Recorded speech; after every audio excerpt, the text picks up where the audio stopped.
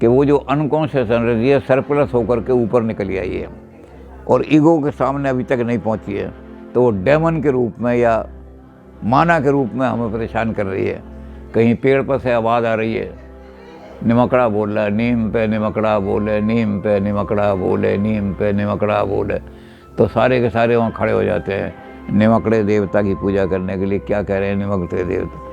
ये सारी जो आवाज़ें सुननी शुरू हो जाती हैं। लेकिन अगर हमारा शिव जो है स्ट्रॉन्ग है, जहाँ उस कंडल ने जाना तो उनको पीछे धकेल देता है और धकेल के फिर से वो वहीं डार्क चैम्बर में चली जाती है। और डार्क चैम्बर में चली जाती हैं तो हम ये समझते हैं कि काली ने भूतों को खा लिया।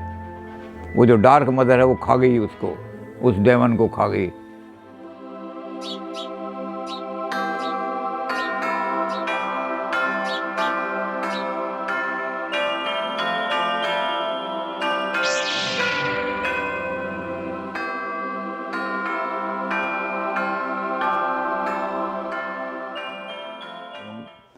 कि हमारे अंदर जो है सेल्फ का डेवलपमेंट कैसे होता है, जिसको हिंदी में आत्मा कहते हैं। ये आत्मा जन्म से नहीं मिलती बच्चे को, इसका विकास होता है धीरे धीरे। और जब आत्मा के विकास की तरफ आते हैं, सेल्फ के विकास की तरफ आते हैं, तो यूं को लगता है कि सेल्फ के विकास के लिए भारत में जो कुछ रास्ते बताए गए हैं, उसमें सबसे बड़ा रास्ता जो भारत में बताया गया है वो तंत्र का रास्ता है। तंत्र में यही होता है कि नाद के साथ बिंदु, जब बिंदु पैदा हो जाता है तो सेल्फ पैदा होता है। अब आत्मा आदमी की, अब तक आदमी भटक रहा था और जब वो बिंदु पैदा हो जाता है तो बिंदु पर सेल्फ पैदा हो जाता है। इस प्रोसेस को कहा उन्होंने इंडिविजुएशन, बर्थ ऑफ सेल्फ। अब इस बर्थ ऑफ सेल्फ में क्या होता है कि जो आपकी अनकॉन्शियस एनर्जी है वो बिल्कुल शांत पड़ी हुई है। वो एनर्जी जो है कुछ काम नहीं कर रही डेवलपमेंट का। तो ये कुंडलनी की सोई हुई स्थिति है। जब कुंडलनी सोई हुई स्थिति में होती है तो आदमी की पर्सनैलिटी ऐसी होती है कि वो विकसित पर्सनैलिटी नहीं होती। वो आदमी बस बायोलॉजिकल मैन की तरह काम करता है, वो आदमी और कुछ नहीं कर सकता। तो तंत्र वालों ने उस कुंडलनी को एक मिस्टीरियस शक्ति बना दिया। युंग ने कहा कि हमने जब उसको देखा, वो तो तंत्र जो है कहीं भी इसमें मिस्ट्री नहीं है, न जादू है न टोना है। उन्होंने कहा कि ये जो मूलाधार चक्र में आपने मानी है, ये मूलाधार चक्र जो होता है ये लिंग और गुदा के बीच की जो जगह है, वहाँ पर मूलाधार चक्र में कुंडलनी रहती है। कुंडलनी ऊर्ध्वमुखी है, यानी नीचे की तरफ उसका मुंह है, ऊपर की तरफ मुंह नहीं है। तो हम क्या करते हैं कि नीचे की तरफ मुंह रहता है, उसमें सिर्फ बायोलॉजिकल आदमी रहते हैं, रिप्रोडक्शन, बच्चे पैदा कर लो जानवरों की तरह से, और कोई आदमी काम नहीं करता। तो उस कुंडलनी को जाग करके हमने पर्सनैलिटी को डेवलपमेंट करना है। अब हमने बर्थ जब पैदा करनी है तो कुंडलनी को ऊपर की तरफ लाना है, उसका मुंह ऊपर को उठाना। यानी हमें ये करना है कि upward movement of the unconscious होनी चाहिए। ये कुंडलनी चूँकि बिल्कुल छुपी रहती है, दिखाई नहीं देती, इसलिए कुंडलनी को डार्क मदर कहा गया है। कुंडलनी जो है वो डार्क मदर है। ये डार्क मदर बिल्कुल छुपी हुई है। ये एनर्जी हमारी ऐसी एनर्जी जो लेटेंट एनर्जी है। इस लेटेंट एनर्जी को डेवलप करना है हमने, तब जा कर के इंडिविजुएशन होगा, तब जा कर के हमारी आत्मा यानी बर्थ होगी एक सेल्फ की हमारी। तो इसको जगाने के तरीके इंडिया में बहुत सारे दिए हैं, लेकिन इन्होंने उसको साइंटिफिक तरीके से नर्स फ्लूक्स उसका नाम दिया। तंत्र में 6 चक्र माने गए। तो इन्होंने जब उसको स्टडी किया तो इन्होंने कहा कि हमारे यहाँ जो रीढ़ की हड्डी है, ये रीढ़ की हड्डी ब्रेन से कंट्रोल नहीं होती। ये ऑटोनॉमिक नर्वस सिस्टम है, ये अपने आप सारा काम करती है। जैसे कि हमने क्या काम करना है, ये अनकॉन्शियस होती है सारी मूवमेंट, इसमें ये अनकॉन्शियस का सारा विकास है। जैसे हमने क्या करना है कि हमारे एकदम सामने से एक ड्रोन आ रहा था, वो जिसको कहते हैं भीड़, और भीड़ आ रही है, मुझे लग रहा है कि वो मेरी आँख पर काटेगी, तो एकदम हाथों यूँ उड़ जाता है। इसके लिए ब्रेन से ऑर्डर लेने की ज़रूरत नहीं पड़ती। ये हमारे नर्व्स के जो प्लूक्सेस हैं वो रीढ़ की हड्डी में हैं, 6 प्लूक्सेस हैं और 6 ही चक्र उसने माने हैं। तो यूंग ने उन सबको एक्सप्लेन कर दिया, फिजियोलॉजिकल एक्सप्लेनेशन ऑफ ऑल चक्र। वो चक्र कोई आपके जो है मिस्टीरियस चीज़ें नहीं है, बल्कि फिजियोलॉजिकल हैं। एक एक चक्र को, और वही चक्र वही काम करते हैं जो कुंडल, जो तंत्र ने कहा है। यानी मूलाधार चक्र जो है वो काम करेगा कि हमारी एनर्जी को डाइवर्ट करेगा ऊपर की तरफ। अब ये एनर्जी अगर नीचे की तरफ जाती है तो आदमी ज़्यादा सेक्सुअल हो जाएगा और सेक्स की इच्छा बहुत ज़्यादा हो जाएगी और एनिमल की तरह से सेक्स करने लगेगा। लेकिन अगर कुंडलिनी को जगा लें और ऊपर को उठा दें तो जैसा हमारे यहाँ कहा गया है, बिल्कुल उसी को यूंग ने उस साइंटिफिक टर्मिनोलॉजी में कह दिया। हमारे यहाँ कहा कुंडलिनी के जागते ही ओज जो है, आम भाषा में उसको वीर्य कहते हैं, तंत्र की भाषा में उसको ओज कहते हैं। वो ओज जो है ऊर्ध्वमुखी हो जाता है।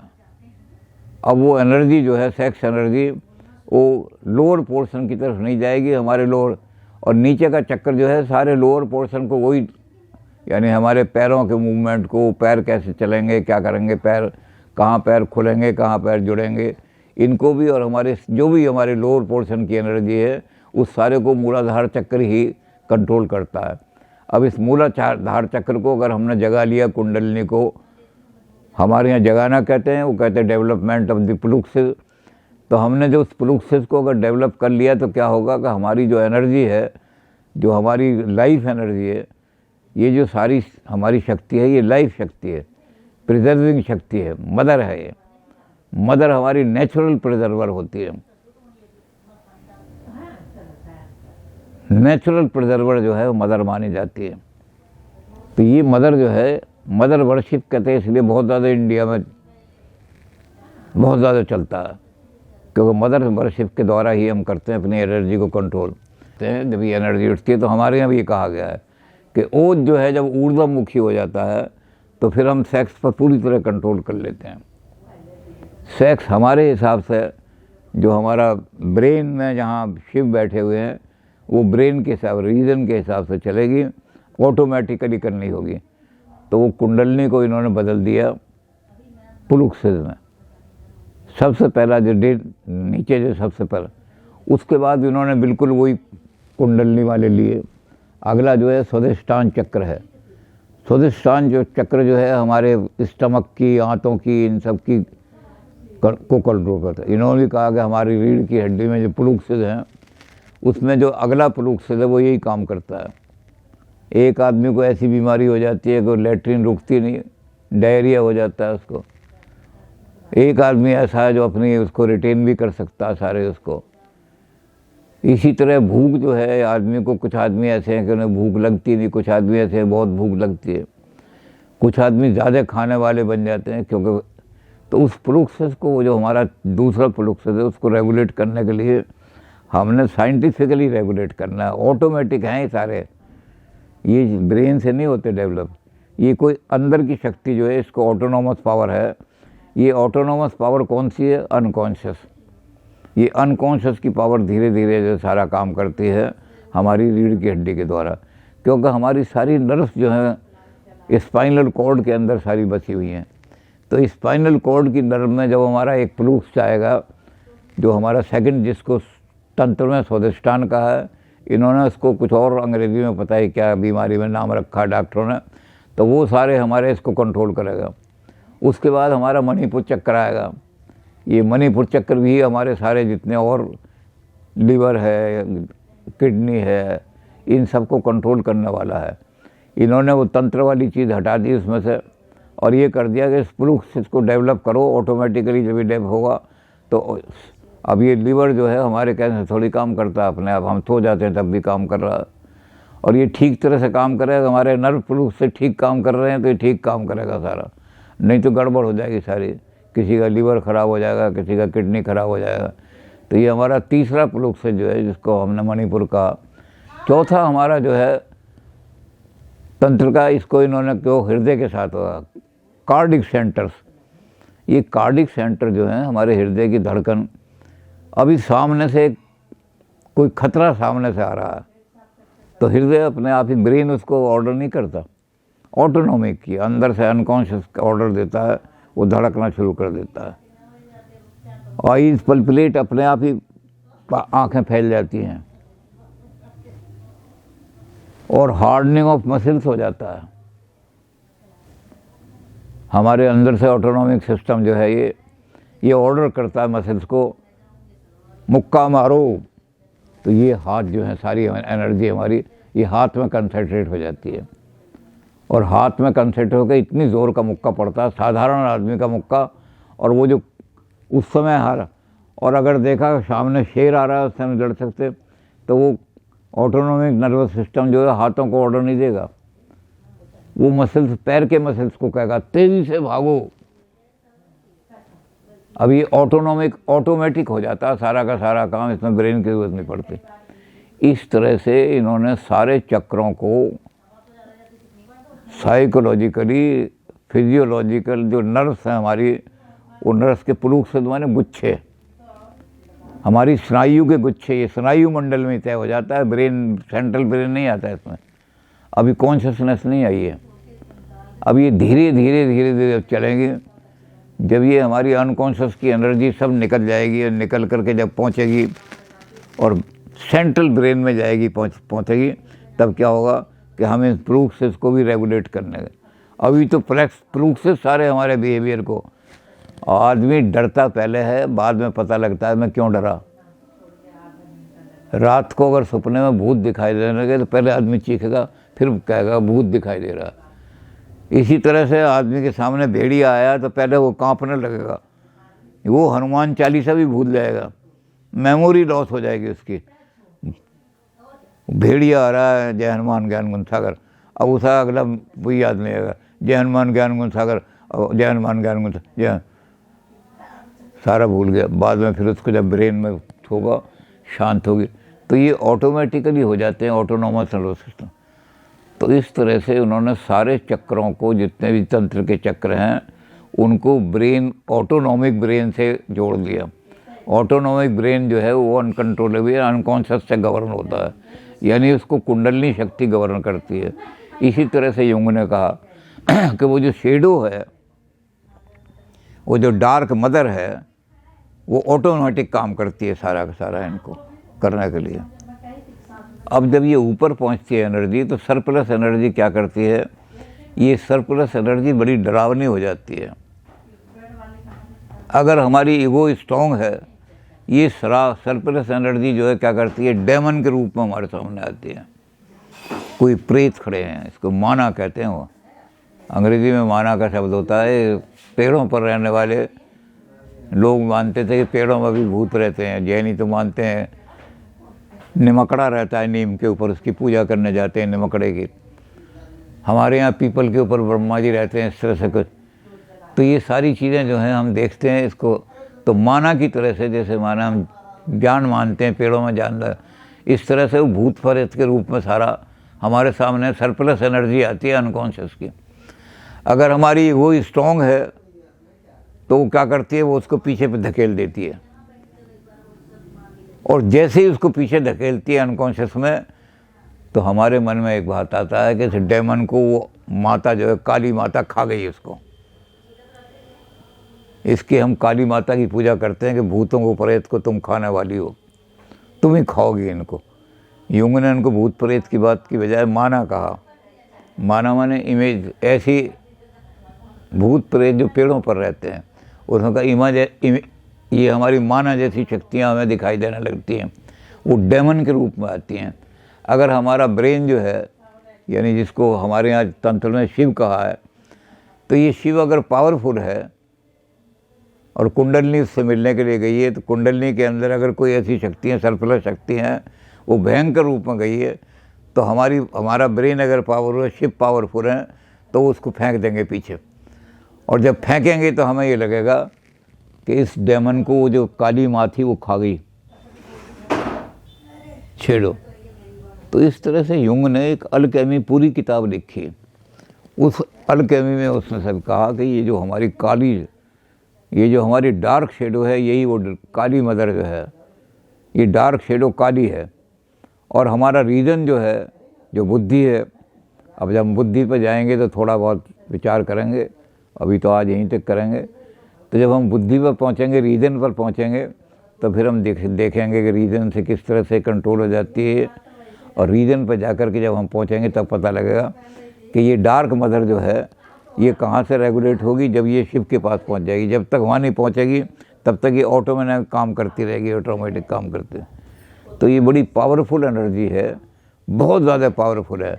ये इतनी पावरफुल है कि आदमी को खा जाए। हम इसको ये मानते हैं कि काली तो ऐसी है जो खप्पर लेकर के खून पीती है। तो ये अगर किसी तरह से हमारे प्लूक से डिस्टर्ब हो जाएं, 6 प्लूक से हैं, तो क्या करते हैं कि हमारे अंदर ही अंदर कहीं किसी का किडनी खराब हो गया, किसी का हार्ट हो गया, अंदर ही अंदर खून पीती रहती है वहाँ। फिर इसको शिव कंट्रोल करता है। तो हमने वो शिव का शब्द, कुंडलनी का शब्द, ये सारे हटा दिए। अब युंग एक बात और कहते हैं, छोटी सी बात है, हालांकि उसमें को युंग ने बहुत डिटेल में किया है। युंग ने कहा कि अलग अलग प्रोसेस में अलग अलग पत्तियां क्यों होती हैं। पहला चक्र है, उसमें 2 पत्तियां हैं। तीसरा चक्र जो है उसमें 5 पत्तियां हैं। चौथा चक्र जो है उसमें 8 पत्तियां, दल कमल है। ये जो पत्तियां हैं, ये उन सारे नर्स प्लूस की शक्तियां, किस शक्ति को कितना कंट्रोल करना पड़ता है, कहाँ तक काम करना पड़ता है। तो ये सारी की सारी पत्तियां नहीं हैं जिनको लोग जादू के हिसाब से कहते हैं कि टन टन ओम एंग रिंग ऐसे याद करोगे तो सारा। उन्होंने ये सब जो हैं एक मतलब वैज्ञानिक चीज़ें हैं कि इस प्लूक को इस तरह से रेगुलेट करना पड़ेगा। ये हमारे जो 6 प्लूक से हैं इनको इस तरह से रेगुलेट करना पड़ेगा।